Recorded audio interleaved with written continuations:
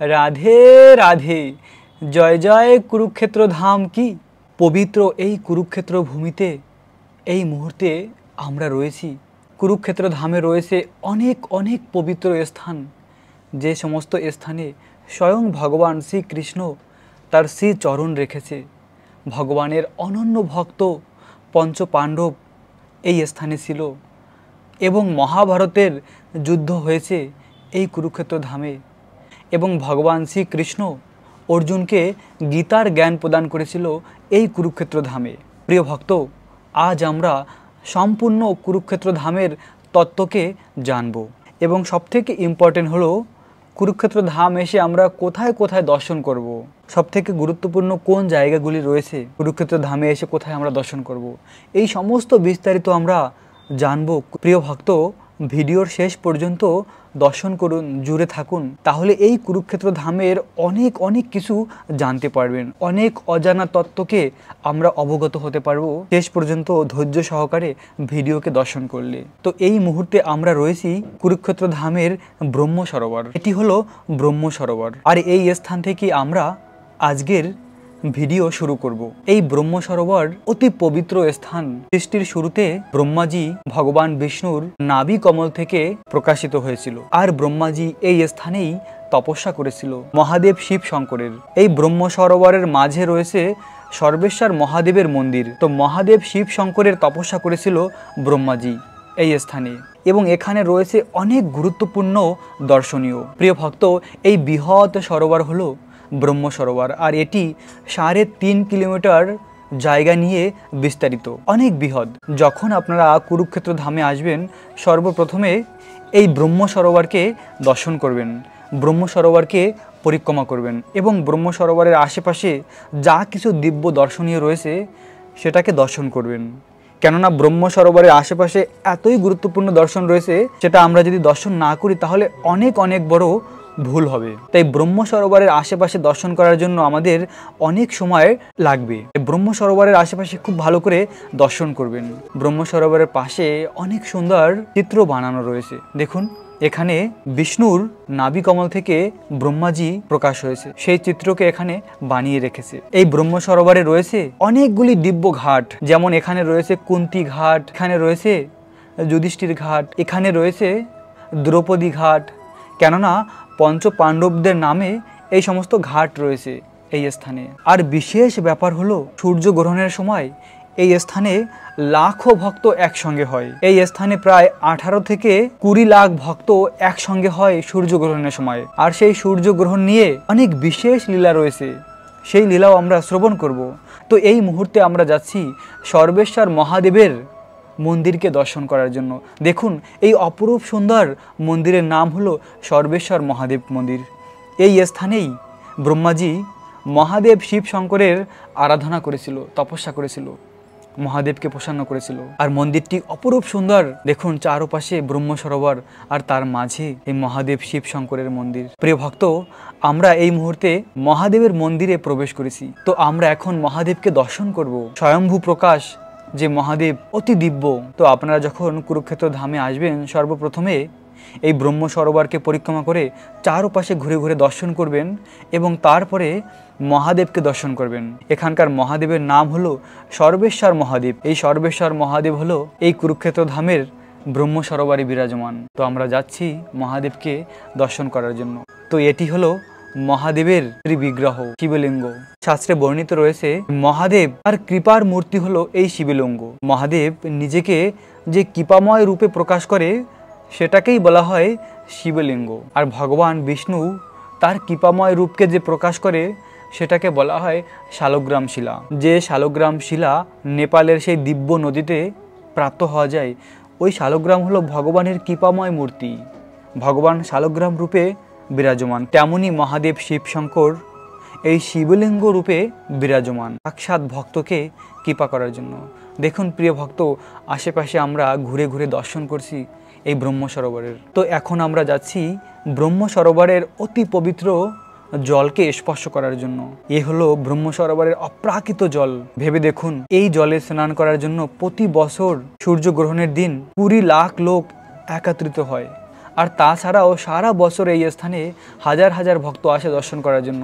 এই হলো ব্রহ্ম সরোবরের পবিত্র জল, যে জলে আমি আসমান করলাম। এই জলকে স্পর্শ করে জীবনকে ধন্য করলাম। প্রিয় ভক্ত, যখন আপনারা এই ব্রহ্ম সরোবরকে পরিক্রমা কমপ্লিট করবেন আর যখন ব্রহ্ম সরোবরে স্নান করবেন, তখন সবসময় মনে রাখা উচিত যেন কোনো অপরাধ না হয়। এই স্থানে কোনো সাবান শ্যাম্পু ব্যবহার করা যাবে না।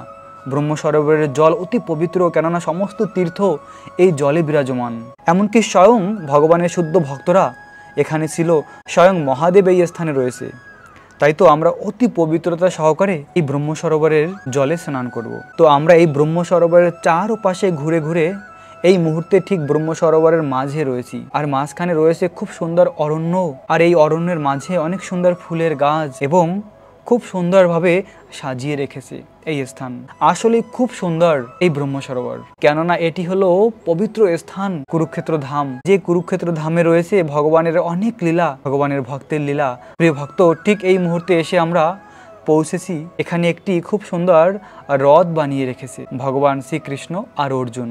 অর্জুন রথে বসে আছে আর ভগবান শ্রীকৃষ্ণ রথ চালাচ্ছে। ভেবে দেখুন ভগবান কত ভক্তবৎসল। পরম পুরুষোত্তম ভগবান শ্রীকৃষ্ণ ভক্তের রথ চালাচ্ছে। ভগবান শ্রীকৃষ্ণ ভক্তকে কত ভালোবাসে যে ভক্তের ড্রাইভার হয়ে যায়। ভগবান ড্রাইভারের কাজ করছে এখানে কুরুক্ষেত্র ধামে। ভগবান কেন ড্রাইভার হবেন? কেননা ভগবান হলো ভক্তবৎসল। প্রিয় ভক্ত, আমরা দেখতে পাই ভগবানের করুণা। পরম ব্রহ্ম হওয়ার পরেও ভগবান শ্রীকৃষ্ণ ভক্তের রথ চালাচ্ছে। আহা, কত করুণাময়ী ভগবান শ্রীকৃষ্ণ। তো এই স্থানটি রয়েছে ব্রহ্ম সরোবরের মাঝে। চারপাশে রয়েছে সরোবর, যেটি 3 কিলোমিটার নিয়ে বিস্তারিত। আর তার মাঝে এরকম একটি পার্ক বানিয়ে রেখেছে। আর সেই পার্কে রয়েছে এভাবে ভগবান শ্রীকৃষ্ণ আর অর্জুনের এই রথ। তো আমরা এই পবিত্র স্থানকে ঘুরে ঘুরে দর্শন করছি। প্রিয় ভক্ত, একবার চৈতন্য মহাপ্রভু যখন দক্ষিণ ভারতে গিয়েছিল, তখন চৈতন্য মহাপ্রভু একটি ভক্তকে দেখছিল গীতা পড়ছে, কিন্তু সেই ভক্তটি পড়াশোনা জানে না, পড়তে পারে না। তো মানুষ তাকে দেখে হাসাহাসি করত যে পড়তে জানে না, গীতা নিয়ে বসে আছে। তখন চৈতন্য মহাপ্রভু জিজ্ঞাসা করলো, তুমি গীতা পড়ে কি বুঝতে পারলে? তখন সেই ভক্তটি বলল, আমার গুরু আমাকে আদেশ করেছে গীতা পড়ার জন্য, কিন্তু আমি গীতা পড়তে পারি না, আমি পড়াশোনা জানি না। কিন্তু যেহেতু আমার গুরুদেব বলেছে গীতা পাঠ করার জন্য, তাই আমি গীতাকে নিয়ে প্রতিদিন বসে থাকি। চৈতন্য মহাপ্রভু বলল, তুমি কি বুঝতে পারলে, কি অনুভব করলে গীতাকে হাতে নিয়ে? আর চৈতন্য মহাপ্রভু দেখছিল এই গীতার মাঝে একটিও অক্ষর নেই, সব মুছে গেছে চোখের জলে। ওই ভক্তটি এভাবে প্রতিদিন গীতা হাতে নিয়ে কান্না করত। এটা ভেবে কান্না করত যে আমার ভগবান কৃষ্ণ কত দয়ালু, যে ভক্তের সারথি হয়ে যায়, ভক্তের রথ চালায় ভগবান হয়ে। এই অর্জুন আর শ্রীকৃষ্ণের একটি ফটো রয়েছে গীতার উপরে, ওটা দর্শন করে করে এভাবে কান্না করত। আর কৃষ্ণ প্রেমে তার শরীর পুলকিত হতো। এভাবে ভগবানের করুণার কথা ভেবে তার ভগবানের প্রতি আরো প্রেম বেড়ে যেত। আর ভাবতো কবে এই ভগবানের কাছে আমি ফিরে যাব।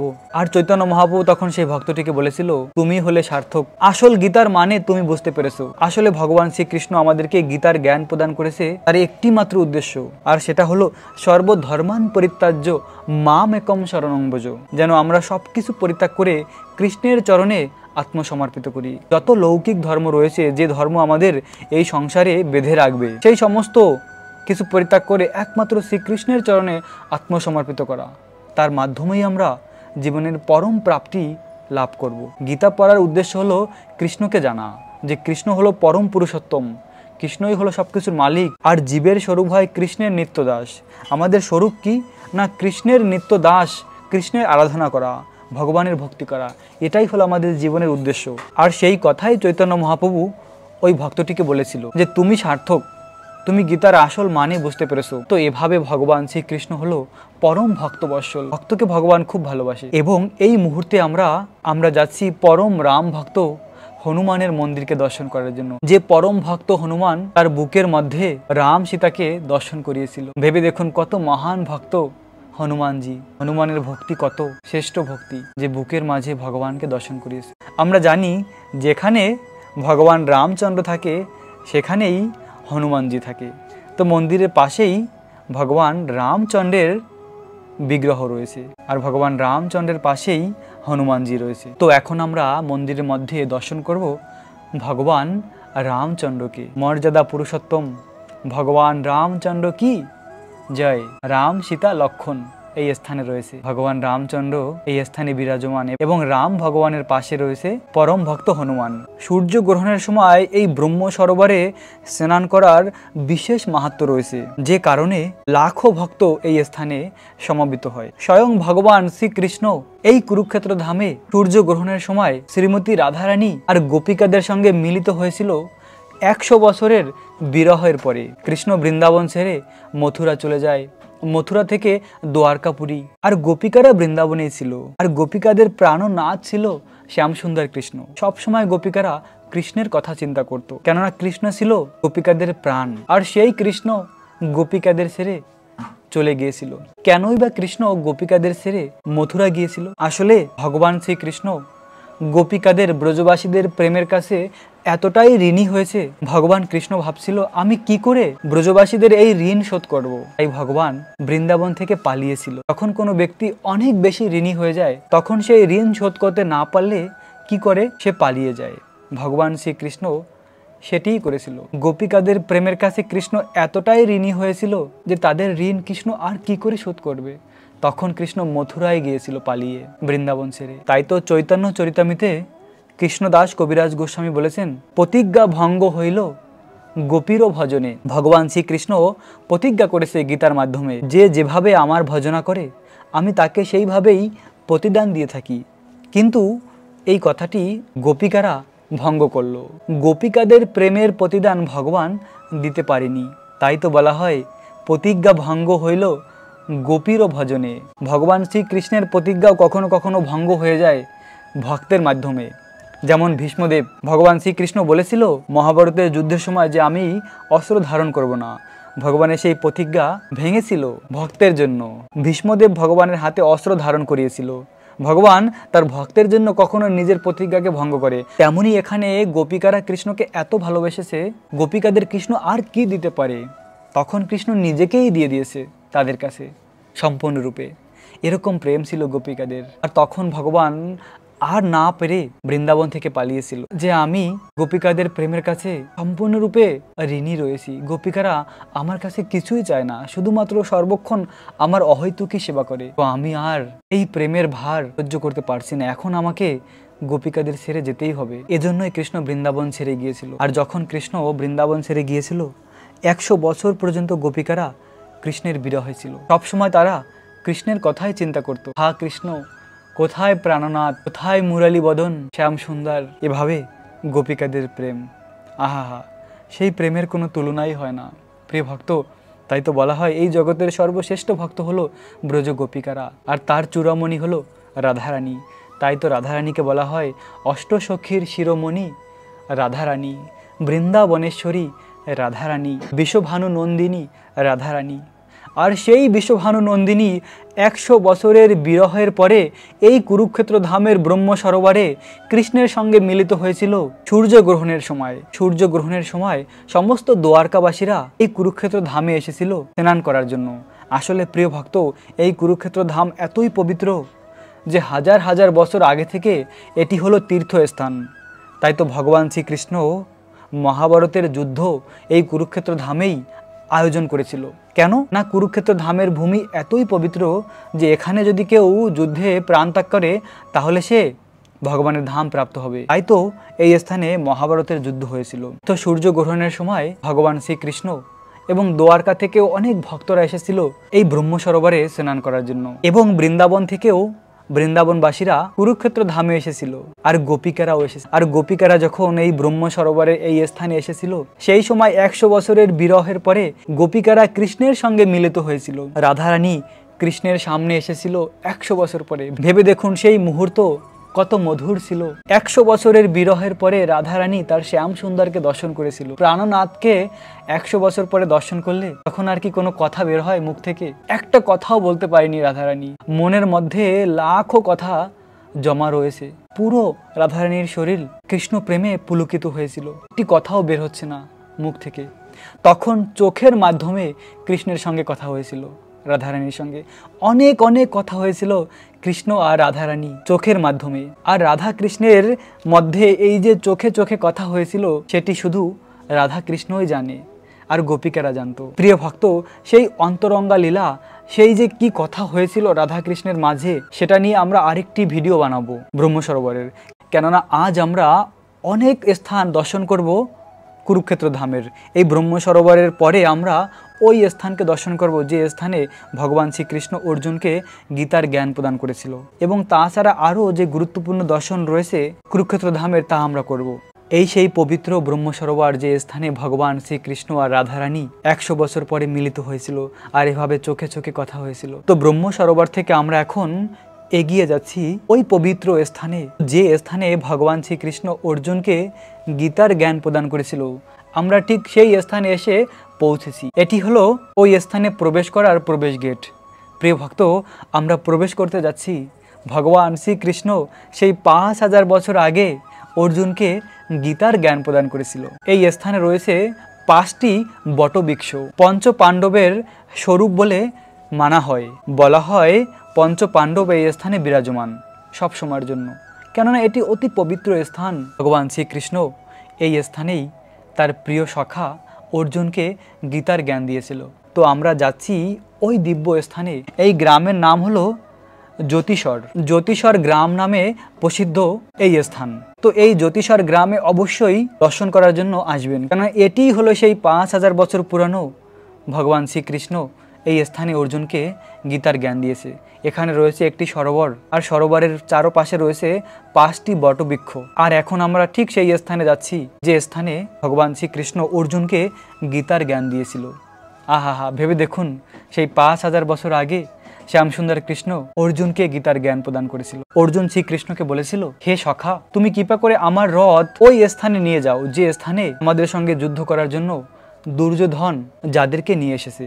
তো ভগবান শ্রীকৃষ্ণ ঠিক সেই স্থানে রথ নিয়ে গিয়েছিল। পিতামহ ভীষ্ম, দ্রোণাচার্য গুরুদেব এবং বাকি সমস্ত যারা একদম কাছের স্বজন ছিল, আত্মীয় ছিল, তাদের সামনে রথ দাঁড়া করেছিল। অর্জুন দেখতে পেয়েছিল তার সামনে সমস্ত তার নিজের পরিবারের লোক, তাদের সঙ্গে যুদ্ধ করতে হবে। তখন অর্জুন রথের উপরে বসে পড়েছে। হে সখা কৃষ্ণ, আমি যুদ্ধ করব না, আমি রাজ্য চাই না, আমি দরকার হলে ভিক্ষা করে জীবন যাপন করব, তাও আমি এই আমার নিজের পরিবারের লোককে হত্যা করে এই রাজ্য সুখ চাই না, তাদের রক্ত মাখা এই রাজ্য আমি চাই না। কিন্তু ভগবান কৃষ্ণ চেয়েছিল এই সংসারে ধর্ম রাজ্যকে প্রতিষ্ঠা করা, যুধিষ্ঠির মহারাজকে রাজা বানানো। পরম ধার্মিক ছিল যুধিষ্ঠির মহারাজ, আর এই সংসারে সমস্ত দুষ্কৃতিকারীদের বিনাশ করা, এটি ভগবানের ইচ্ছা। আর ভগবানের ইচ্ছার মাধ্যমে অর্জুন এভাবে মোহগ্রস্ত হয়ে পড়েছিল রথের মাঝে। আর অর্জুন তখন কি করবে, কিছুই অর্জুন বুঝতে পারলো না। তখন অর্জুন ভগবান শ্রীকৃষ্ণের চরণে আত্মসমর্পণ করেছিল নিজেকে।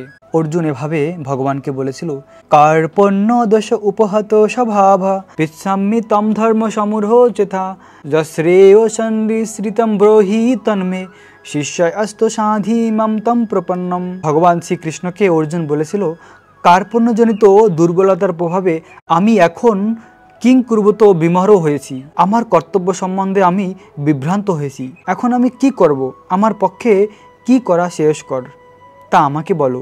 এখন আমি তোমার শিষ্যরূপে নিজেকে আত্মসমর্পিত করলাম, তুমি আমাকে কৃপা করে নির্দেশ প্রদান করো। এভাবে অর্জুন ভগবান শ্রীকৃষ্ণের চরণে আত্মসমর্পিত করেছিল এই স্থানে। ঠিক এই স্থানেই অর্জুন ভগবানের চরণে নিজেকে সমর্পিত করেছিল। আর ভগবান অর্জুনকে গীতার জ্ঞান প্রদান করেছিল। এই সেই 5000 বছর পুরানো সেই বটবৃক্ষ, এই স্থানেই ঠিক গীতার জ্ঞান দিয়েছিল ভগবান অর্জুনকে। ভগবান শ্রীকৃষ্ণ অর্জুনকে এভাবে শাসন করেছিল, তুমি প্রজ্ঞের মতন কথা বলছো, অথচ যে বিষয়ে তোমার শোক করা উচিত নয় সেই বিষয়ে তুমি শোক করছো। যারা যথার্থই পণ্ডিত তারা কখনো জীবিত অথবা মৃত ব্যক্তির প্রতি কখনো শোক করে না। অর্জুন, তুমি পণ্ডিতের মতন কথা বলছো, কিন্তু যারা যথার্থ পণ্ডিত তারা কখনো মৃত বা জীবিত ব্যক্তির জন্য শোক করে না। দেখুন, ভগবান একটি পয়েন্টের মাধ্যমে অর্জুনকে শিক্ষা দিচ্ছিল। তারপরে ভগবান অর্জুনকে আরও বেশি করে শাসন করছিল, কেননা অর্জুন এখন কৃষ্ণের শিষ্য। ভাবে বলছিল, কুতস্থ কস্মালমিদম বিষমে সমুপস্থিতম। হে অর্জুন, কোথা থেকে তুমি এই জ্ঞান লাভ করেছো? এভাবে অনার্যের মতন কথা বলছো। ভগবান এভাবে অর্জুনকে শাসন করেছিল। তখন অর্জুনকে ভগবান ধীরে ধীরে আত্মা আর দেহের মধ্যে পার্থক্যের কথা বলেছে। আমরা মূলত আত্মা, আমরা এই শরীর নই। কেননা আত্মা যখন পর্যন্ত আমাদের এই শরীরের মধ্যে রয়েছে তখন পর্যন্ত আমরা এই দেহকে ধারণ করে থাকি। আত্মা যখন এই শরীর থেকে বের হয়ে যায় তখন আমাদের এই শরীর আর কথা বলতে পারে না। ওই চিন্ময় বস্তু আত্মা আমাদের ভিতরে রয়েছে বলেই আমরা কথা বলতে পারি, সবকিছু করতে পারি। ওই চেতন বস্তু হলো আত্মা। তো আত্মার কখনো মৃত্যু হয় না, আত্মা হলো অবিনাশ, আত্মার কখনো জন্ম হয় না, মৃত্যু হয় না। অনাদিকাল থেকে ভগবানের নিত্য দাস জীবাত্মা। এভাবে ভগবান দেহ আর আত্মার পার্থক্য সম্বন্ধে অর্জুনকে জ্ঞান প্রদান করেছিল। প্রিয় ভক্ত, আমাদেরকেও গীতা পড়ার মাধ্যমে এই দেহ আর আত্মার মধ্যে পার্থক্য কি সেটাকে জানা উচিত। আমরা যদি জ্ঞানকে প্রাপ্ত না হই তাহলে অজ্ঞান আমাদেরকে অন্ধকার আচ্ছন্ন করে দেবে। অর্জুন প্রশ্ন করেছিল, হে মাধব, তোমার কি রূপ? তোমার সেই রূপ আমি দর্শন করতে চাই। এখন ভগবান বলল, তোমার এই চোখের মাধ্যমে আমার সেই দিব্য রূপকে দর্শন করতে পারবে না। তখন ভগবান শ্রীকৃষ্ণ অর্জুনকে দিব্য চক্ষু দান করেছিল। আর সেই দিব্য চোখের মাধ্যমে ভগবান শ্রীকৃষ্ণের সেই বিশ্বরূপকে অর্জুন দর্শন করেছিল। যে সংসারের অনেক এরকম লোক রয়েছে যারা প্রশ্ন উঠাবে, তোমার কৃষ্ণ যে ভগবান তার প্রমাণ কি? আর তার প্রমাণ হলো এই স্থান। এই স্থানে ভগবান শ্রীকৃষ্ণ বিশ্বরূপ দর্শন করিয়েছিল অর্জুনকে। কোনো সাধারণ ব্যক্তি এভাবে বিশ্বরূপ দর্শন করাতে পারে না, আর সেই বিশ্বরূপ অর্জুন দর্শন করেছিল। আর সেই রূপেরই এখানে মূর্তি বানিয়ে রেখেছে। দেখুন প্রিয় ভক্ত, ঠিক এই স্থানেই ভগবান সেই বিশ্বরূপকে দর্শন করেছিল। এখনও সেই মূর্তি এই স্থানে রয়েছে। তো যখন আপনারা এই জ্যোতিশ্বর গ্রামে আসবেন যেখানে ভগবান শ্রীকৃষ্ণ গীতার জ্ঞান দিয়েছিল, অবশ্যই চারোপাশে ঘুরে ঘুরে দর্শন করবেন। শুধু একটি স্থানে দর্শন করলেই কিছু বুঝতে পারবেন না, চারোপাশে ঘুরে ঘুরে দর্শন করতে হবে। তাহলে অনেক কিছু যা রয়েছে তা দর্শন হয়ে যাবে। আশেপাশে অনেক ছোট ছোট মন্দির রয়েছে, সেই সমস্ত দর্শন হবে। এবং যে স্থানে ভগবান শ্রীকৃষ্ণ অর্জুনকে গীতার জ্ঞান দিয়েছিল সেই স্থানে একটি রথ রয়েছে, রথের উপরে কৃষ্ণ রয়েছে, অর্জুন রয়েছে, আর তার পাশে রয়েছে সরোবর এবং এই ভগবানের বিশ্বরূপ। যে স্থানে আমরা অপ্রাকৃত ভগবান শ্রীকৃষ্ণের গীতাকে লাভ করেছি। এই গীতা হলো আমাদের জীবনের সবথেকে গুরুত্বপূর্ণ। গীতা যদি আমরা ভালো করে অধ্যয়ন না করি তাহলে আমরা অর্জুনের মতন বিভ্রান্ত হব। জীবনে কি করার রয়েছে, কোথায় যাব, কি করব, সেই সিদ্ধান্ত আমরা সঠিকভাবে নিতে পারবো না। আর গীতা যদি আমরা অধ্যয়ন করি, গীতায় ভগবান সমস্ত সমস্যার সমাধান দিয়েছে। এমন কোনো সমস্যা নেই যার সমাধান ভগবান গীতার মাধ্যমে প্রদান করেনি। সব কিছু রয়েছে গীতায়। প্রথমে ভগবান আত্মা আর দেহ সম্বন্ধে বলেছে এবং ভগবান বলেছে, হে অর্জুন, আমার জন্মকর্ম দিব্য, আমি কোনো সাধারণ মানুষ নই, আমি হলাম পরম ব্রহ্ম, আমার জন্মকর্ম দিব্য। আর সেটা যে জানতে পারে তার আর এই জড়জগতে জন্ম হয় না। জন্মকর্ম চমে দিব্যম। তারপরে ভগবান বলেছে যে অবজানান্তি মাম মূঢ়, যারা মূঢ় ব্যক্তি তারা আমাকে বুঝতে পারে না, আমাকে মানুষ বলে মনে করে। ভগবান বলেছে 4 প্রকারের লোক রয়েছে যারা আমার শরণাপন্ন হয়। চতুর্বর্ণ ময়াচিষ্ট গুণ কর্ম বিভাগস। চতুর্বর্ণের লোক রয়েছে আর্ত অর্থার্থী জিজ্ঞাসু জ্ঞানী, তারা ভগবানের শরণাপন্ন হয়। ভগবান বলেছে গুণের ব্যাপারে 3টি গুণ রয়েছে, সত্য রজতম। কোন গুণে আমরা রয়েছি কি করে বুঝবো? না, গীতা পড়ার মাধ্যমে বুঝতে পারবো। রজগুণে কেউ দেহ ত্যাগ করলে মৃত্যুর পরে কি প্রাপ্ত হবে? তমগুণ নিয়ে যদি আমরা দেহ ত্যাগ করি তাহলে মৃত্যুর পরে কি প্রাপ্ত হব? সত্যগুণ নিয়ে দেহ ত্যাগ করলে কি প্রাপ্ত হব? এই সমস্ত কিছু ভগবান বলেছে। তারপরে অর্জুন জিজ্ঞাসা করেছে, হে ভগবান, তোমার ভক্তি করে যদি সম্পূর্ণরূপে সিদ্ধি লাভ না করতে পারে, হঠাৎ করে তার দেহ ত্যাগ হয়, তাহলে কি সে ছিন্ন মেঘের মতন এলোমেলো হয়ে যায়? ভগবান বলেছে, না অর্জুন, আমার ভক্তি এতই শ্রেষ্ঠ, আমার ভক্ত কখনো বিনাশ হয় না।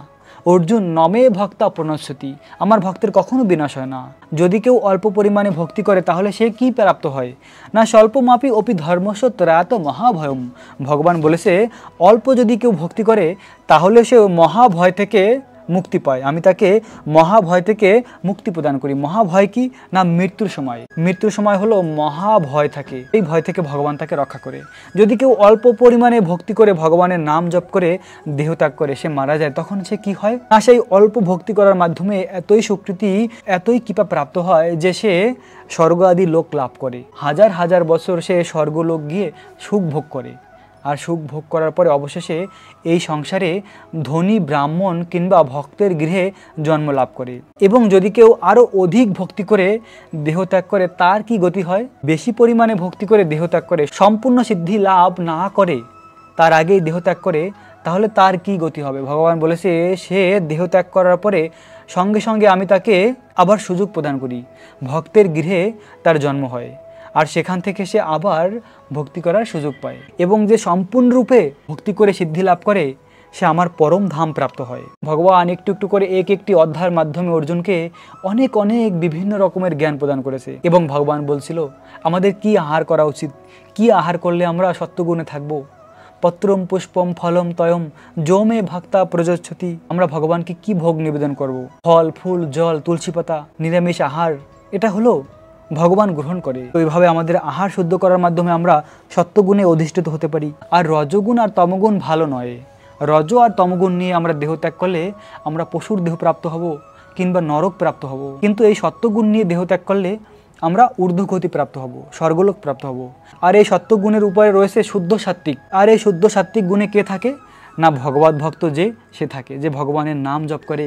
হরে কৃষ্ণা কৃষ্ণ কৃষ্ণ হরে হরে, হরে রাম রাম রাম হরে হরে। এই মহামন্ত্র যে জপ করে সে শুদ্ধ সাত্ত্বিক গুণে থাকে। সে যখন দেহত্যাগ করে তখন সে ভগবানের নিত্যধাম প্রাপ্ত হয়। এভাবে ভগবান শ্রীকৃষ্ণ অর্জুনকে সম্পূর্ণ গীতার জ্ঞান প্রদান করে শেষ পর্যায়ে ভগবান শ্রীকৃষ্ণ বলছিল তেষাম সততাম যুক্তানাম ভজতাম প্রীতিপূর্বকম দদামি বুদ্ধি যোগম তম যেন মাম উপজান্তিতে। ভগবান বলছিল হে অর্জুন, নিত্যযুক্ত হয়ে আমার ভক্তি করো। এভাবে নিত্যযুক্ত হয়ে যদি আমার ভক্তি করো তাহলে আমি শুদ্ধ জ্ঞান প্রদান করব, যে জ্ঞানের মাধ্যমে তুমি আমাকে বুঝতে পারবে আর আমার কাছে ফিরে আসতে পারবে, আমার নিত্যধাম গোলক বৃন্দাবন। এভাবে আমরা নিত্যযুক্ত হয়ে যদি ভগবানের ভক্তি করি তাহলে ভগবান আমাদের বিশুদ্ধ জ্ঞান দান করবে, যে জ্ঞানের মাধ্যমে আমরা কৃষ্ণকে বুঝতে পারবো। কৃষ্ণকে, রাধারানীকে বোঝা এত সহজ নয়। ভক্তির মাধ্যমে ধীরে ধীরে ভগবান জ্ঞান প্রদান করে আর একটু একটু করে আমরা উন্নত হই, এই জড়জগতের কলুষ থেকে মুক্ত হই। এবং গীতার অন্তিমে ভগবান শ্রীকৃষ্ণ সর্বশ্রেষ্ঠ জ্ঞান প্রদান করেছে, যেটাই আমাদের জীবনের একমাত্র করণীয়। আর সেই জ্ঞান হলো সর্বধর্মান পরিত্যাজ্য মাম একম শরণং ব্রজ অহম তম সর্ব পাপেভ্য মোক্ষই স্বামী মা শুচু। হে অর্জুন, সর্বপ্রকার ধর্ম পরিত্যাগ করে কেবল আমার শরণাগত হও, তাহলে আমি তোমাকে সমস্ত পাপ থেকে মুক্ত করব। এই বিষয় তুমি কোনো শোক করো না। ভগবান শ্রীকৃষ্ণ অর্জুনকে এভাবে বলেছে, হে অর্জুন, আমি অবশ্যই তোমাকে সমস্ত পাপ থেকে মুক্তি প্রদান করব এবং তুমি আমাকেও প্রাপ্ত হবে, এই বিষয়ে কোনো সন্দেহ নেই। এই সমস্ত গীতার আয়োজন করেছে ভগবান শ্রীকৃষ্ণ আমাদের জন্য। অর্জুন তো ভগবানের নিত্য সিদ্ধ ভক্ত। ভগবান শ্রীকৃষ্ণ এত দয়ালু, এই গীতার মাধ্যমে ভগবান কত কিছু আমাদের প্রদান করেছে। ভেবে দেখুন প্রিয় ভক্ত, আজ আমাদের পরম সৌভাগ্য যে স্থানে কৃষ্ণ গীতার জ্ঞান প্রদান করেছিল সেই স্থানে বসেই আমরা গীতার সম্বন্ধে শ্রবণ করছি। যে স্থানে কৃষ্ণ গীতার জ্ঞান দিয়েছে সেই স্থানে এই গীতার সম্বন্ধে, গীতার জ্ঞানের সম্বন্ধে শ্রবণ করলে অনন্ত কোটি জন্মের পাপ থেকে মুক্তি লাভ করা যায়। তো এভাবে এই পবিত্র গীতার জ্ঞান প্রদান করার জ্যোতিশ্বর গ্রামকে দর্শন করে আমরা জীবনকে ধন্য করলাম। এই সেই দুর্লভ স্থান যে স্থানকে বলা হয় ভীষ্মকুণ্ড, বা আর একটি নাম রয়েছে এই স্থানের বাণ গঙ্গা। কেননা এই স্থানে অর্জুন বাণ মেরে গঙ্গাকে প্রকট করেছিল। ভগবানের অনন্য ভক্ত, শুদ্ধ ভক্ত ভীষ্মদেব এই স্থানে সরসজ্জায় ছিল। ভাগবতমে বর্ণিত রয়েছে ভীষ্মদেবের প্রার্থনা। এই ভীষ্মদেব হলো ভগবানের অনন্য ভক্ত। তো কুরুক্ষেত্র ধামের এই মন্দিরের নাম হলো ভীষ্মকুণ্ড। তো পিতামহ ভীষ্মদেব এই স্থানে সরসজ্জায় শুয়েছিল। আর ভীষ্মদেবের মনের ইচ্ছা ছিল যে ভগবান শ্রীকৃষ্ণ এসে তাকে দর্শন প্রদান করে। ভগবান শ্রীকৃষ্ণ গীতাতে বলেছে অন্তকালে চ মামেবম শরণ মুক্তা কলেবরম য প্রয়াতি সম্মদভাবম জাতি নাস্তায় সংশয়া। মৃত্যুর সময় যিনি আমাকে স্মরণ করে দেহত্যাগ করবে তিনি অবশ্যই আমার ধাম প্রাপ্ত হবে, আমাকে প্রাপ্ত হবে। তো ভীষ্মদেব তো মহাজন, দ্বাদশ মহাজনের মধ্যে একজন মহান ভগবত ভক্ত, শুদ্ধ ভক্ত ভীষ্মদেব। তো তার মনে মনে প্রার্থনা ছিল যে আমি ভগবানকে দর্শন করতে চাই। আর ভগবান তার ভক্তের প্রার্থনা, ভক্তের মনের ইচ্ছাকে পূর্ণ করার জন্য সমস্ত পঞ্চ পাণ্ডবকে নিয়ে এই স্থানে এসেছিল ভীষ্মদেবকে দর্শন দেওয়ার জন্য। তীরের উপরে এভাবে ভীষ্মদেব শুয়েছিল আর ভগবান শ্রীকৃষ্ণকে দর্শন করেছিল। ভীষ্মদেবের দুই নয়ন থেকে অশ্রুধারা প্রভাবিত হচ্ছিল আর দূর থেকে দেখছিল শ্যাম সুন্দর এসেছে। শ্যাম সুন্দরকে দর্শন করেছে। পঞ্চ পাণ্ডবদেরকে ভীষ্মদেব জ্ঞান প্রদান করেছিল। ভীষ্মদেব তার দেহ ত্যাগ করার আগে পঞ্চ পাণ্ডবদের অনেক রকমের জ্ঞান দিয়েছিল আর ঠিক এই স্থানে সরসজ্জায় শুয়েছিল। আর তখন অর্জুন তার বাণের মাধ্যমে বাণ গঙ্গাকে প্রকাট করেছিল। এই স্থানে যে সরোবর, মাটির নিচ থেকে গঙ্গা দেবীকে প্রকাট করেছিল অর্জুন। আর সেই গঙ্গা জল ভীষ্মদেবের মুখে গিয়ে পড়েছিল। কেননা ভীষ্মদেব হলো গঙ্গাপুত্র। গঙ্গাপুত্র ভীষ্মদেব তার মৃত্যুর আগে তার মা গঙ্গা দেবীর সাক্ষাৎ লাভ করেছিল, গঙ্গা দেবীকে দর্শন করেছিল। আর সেই কার্যটি অর্জুন করেছিল, তার বাণের মাধ্যমে গঙ্গাকে প্রকট করেছিল। তাই তো এই স্থানের আরেকটি নাম হলো বাণ গঙ্গা আর আরেকটি নাম হলো ভীষ্মকুণ্ড। তো ঠিক এই স্থানে ভীষ্মদেব সরসজ্জায় ছিল আর ভগবান স্বয়ং এসে তার ভক্তকে দর্শন দিয়েছিল। ভগবানকে দর্শন করতে করতে ভীষ্মদেব দেহত্যাগ করেছিল। ভেবে দেখুন কত ভাগ্যবান ভীষ্মদেব। তাই তো ভীষ্মদেবের কথা ভাগবতমে বর্ণিত রয়েছে। সমস্ত বৈষ্ণবদের মধ্যে সর্বশ্রেষ্ঠ হলো মহাদেব শিব শঙ্কর। আর সেই মহাদেব শিব শঙ্করের মন্দির রয়েছে এখানে। আমরা মহাদেবকে দর্শন করব। দেখুন এখানে স্বয়ং মহাদেব শিব শঙ্কর বিরাজমান। তো মহাদেবকে আমরা দর্শন করে পাশেই রয়েছে পঞ্চ পাণ্ডবদের দর্শন। তো এখন আমরা পঞ্চ পাণ্ডবদের দর্শন করব। এই স্থানে দেখুন রয়েছে পঞ্চ পাণ্ডব চারো পাশে দাঁড়িয়ে আছে আর ভীষ্মদেব পঞ্চ পাণ্ডবদের জ্ঞান প্রদান করছে। ভগবান শ্রীকৃষ্ণ পাশে দাঁড়িয়ে রয়েছে আর ভীষ্মদেব এই জ্ঞান প্রদান করার পরে ভগবানের প্রার্থনা করেছিল, ভগবানের স্তুতি করেছিল। ভগবানকে দর্শন করতে করতে নিত্যধাম প্রাপ্ত হয়েছিল। কুরুক্ষেত্র ধাম এসে কোথায় আমাদের দর্শন করা উচিত? গুরুত্বপূর্ণ 5টি স্থানের নাম বলবো যেটা সব থেকে গুরুত্বপূর্ণ, দর্শনীয়। এবং এই কুরুক্ষেত্র ধাম এসে আমরা কোথায় থাকবো, এখানে এসে সেই দিব্য লীলা স্থলে কিভাবে যাব, এই সমস্ত কিছু তত্ত্ব এখন আমি আপনাদের প্রদান করব। কুরুক্ষেত্র ধাম হলো হরিয়ানা রাজ্যে অবস্থিত। দিল্লি আর পাঞ্জাবের মাঝে রয়েছে এই কুরুক্ষেত্র। কলকাতার হাওড়া স্টেশন থেকে ডাইরেক্ট কুরুক্ষেত্র ধামের অনেক ট্রেন রয়েছে, সেটা আপনারা নেটে দেখে নেবেন। এবং কলকাতার হাওড়া থেকে দিল্লিরও ট্রেন রয়েছে। দিল্লি এসে দিল্লি থেকেও কুরুক্ষেত্র যাওয়া যায়। দিল্লি থেকে 150 কিলোমিটার দূরে রয়েছে কুরুক্ষেত্র। এবং যারা ফ্লাইটে আসবেন কলকাতার দমদম থেকে কিংবা যে কোনো স্থানের ফ্লাইট থেকে দিল্লি এয়ারপোর্টে আসতে হবে। কুরুক্ষেত্র ধামের পাশাপাশি সব থেকে কাছে যে এয়ারপোর্ট রয়েছে সেটা হলো দিল্লি এয়ারপোর্ট। তো দিল্লি এয়ারপোর্ট থেকে কুরুক্ষেত্র ধাম খুব সহজেই যাওয়া যায়।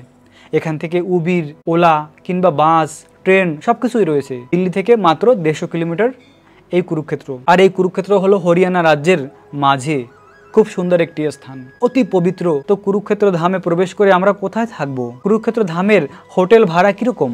ব্রহ্ম সরোবরের আশেপাশে অনেক হোটেল রয়েছে। আর সেই সমস্ত হোটেলের ভাড়া কিরকম না 500 টাকা থেকে শুরু করে 1000, 1500 এর মধ্যে খুব ভালো রুম পেয়ে যাবেন। যার যেরকম রুম চাই সেরকম রুম পাওয়া যাবে। যেহেতু হরিয়ানা হলো একটি গ্রামের মতন স্থান, তাই তো এই স্থানে খুব কম টাকায় রুম পাওয়া যায়। 500 টাকায়ও ভালো রুম পাওয়া যায়। এবার রুমের ব্যবস্থা হলো। দর্শন কোথায় কোথায় করব? দর্শন করার সব থেকে গুরুত্বপূর্ণ কোথায় রয়েছে? প্রথমে যে স্থানকে দর্শন করতে হয় সেটি হলো ব্রহ্ম সরোবর। 1 নম্বরে রয়েছে ব্রহ্ম সরোবর। 2 নম্বরে রয়েছে জ্যোতিষর গ্রাম। এই জ্যোতিষর গ্রাম হলো ওই স্থান যে স্থানে ভগবান শ্রীকৃষ্ণ অর্জুনকে গীতার জ্ঞান দিয়েছিল। এবং 3 নম্বরে রয়েছে নরকাতারি। নরকাতারি মানে ওই স্থান যে স্থানে ভগবান শ্রীকৃষ্ণ ভীষ্মদেবকে দর্শন দিয়েছিল, যে স্থানকে বলা হয় ভীষ্মকুণ্ড। ভীষ্মদেব সরসজ্জা যে স্থানে ছিল ওই স্থানের নাম নরকাতারি। এবং 4 নম্বরে রয়েছে দেবী শক্তিপীঠ। দেবী সতীর 51টি শক্তিপীঠ রয়েছে। তার মধ্যে এই কুরুক্ষেত্র ধামে একটি শক্তিপীঠ রয়েছে, যে শক্তিপীঠে একটি মন্দির রয়েছে। আর ওই মন্দিরের নাম হলো দেবী কূপ ভদ্রকালী শক্তিপীঠ। এই নামটা মনে রাখবেন, ভদ্রকালী শক্তিপীঠ দেবী মন্দির। এটি 51টি শক্তিপীঠের মধ্যে একটি শক্তিপীঠ। বলা হয় এই স্থানে সতী দেবীর ডান পায়ের নূপুর পড়েছিল। এবং 5 নম্বরে রয়েছে অভিমন্যুকে যে স্থানে বধ করেছিল। সমস্ত কৌরবেরা মিলে একজন মহান যোদ্ধা অভিমন্যুকে বধ করেছিল। আজও সেই স্থান রয়েছে কুরুক্ষেত্র ভূমি। অমান গ্রামে রয়েছে অভিমন্যু চক্রব্যূহ, যে স্থানে অভিমন্যুকে বধ করা হয়েছে। অভিমন্যু চক্রব্যূহ এই অমান গ্রামে এসে অভিমন্যু চক্রব্যূহকে দর্শন করবেন। তো আমরা এই 5টি মুখ্য স্থানের নামকে জানলাম। কুরুক্ষেত্র ধামে এসে এই 5টি মুখ্য স্থান অবশ্যই দর্শন করবেন। এছাড়া আরও রয়েছে সরস্বতী নদীর তীরে মহাভারতের যুদ্ধের যুদ্ধভূমি। যদিও যে সমস্ত নামের কথা বলেছি ওই স্থানগুলিও মহাভারতের যুদ্ধভূমির ভিতরেই পড়ে। সেই সরস্বতী নদীর তীরে সেই যুদ্ধের বৃহৎ মাঠ এখন রয়েছে। সেই মাঠকে দর্শন করতে পারেন সরস্বতী নদীর তীরে। তো প্রিয় ভক্ত, আমরা সবথেকে গুরুত্বপূর্ণ 5টি স্থানের নাম জানলাম, যে 5টি স্থানকে আমরা দর্শন করব কুরুক্ষেত্র ধাম এসে। তো এভাবে খুব সহজেই আপনারা কুরুক্ষেত্র ধাম এসে এই লীলাভূমিকে দর্শন করতে পারেন। তো এই সমস্ত স্থানকে দর্শন আমরা কিভাবে করব? অনেক রকমের অটো, ইজি বাইক, অনেক কিছু রয়েছে। আর 500 থেকে শুরু করে 1000 টাকার মধ্যে সকাল থেকে বিকেল পর্যন্ত যারা এভাবে অটো চালায় তারা আপনাদের এই সমস্ত লীলাভূমিকে দর্শন করাবে। আর এর জন্য কত টাকা লাগবে? তো 500 থেকে 1000-এর মধ্যে পুরো দিনের জন্য বুকিং হয়ে যাবে অটো। আর এই অটোর মাধ্যমে পুরো কুরুক্ষেত্র ধামের এই 5টি স্থানের যে নাম বলেছি এই 5টি স্থানকে আপনারা দর্শন করতে পারবেন সকাল থেকে বিকেল পর্যন্ত পুরো স্থানগুলি দর্শন হয়ে যাবে। তো এই ছিল কুরুক্ষেত্র ধামের ভ্রমণ গাইড। প্রিয় ভক্ত, এই ভ্রমণ গাইডের মাধ্যমে আপনারা এই কুরুক্ষেত্র ধামকে দর্শন করুন। কিন্তু কেউ যদি চায় আমার সঙ্গে ডাইরেক্ট যোগাযোগ করেও আপনারা এখানে এসে দর্শন করতে পারেন। প্রিয় ভক্ত, আজকের ভিডিও এখানেই সমাপ্ত করব। দেখা হবে আগামী ভিডিওতে। রাখবেন নিজেদের অনেক যত্ন, থাকবেন কৃষ্ণ ভাবনাময়। রাধে রাধে।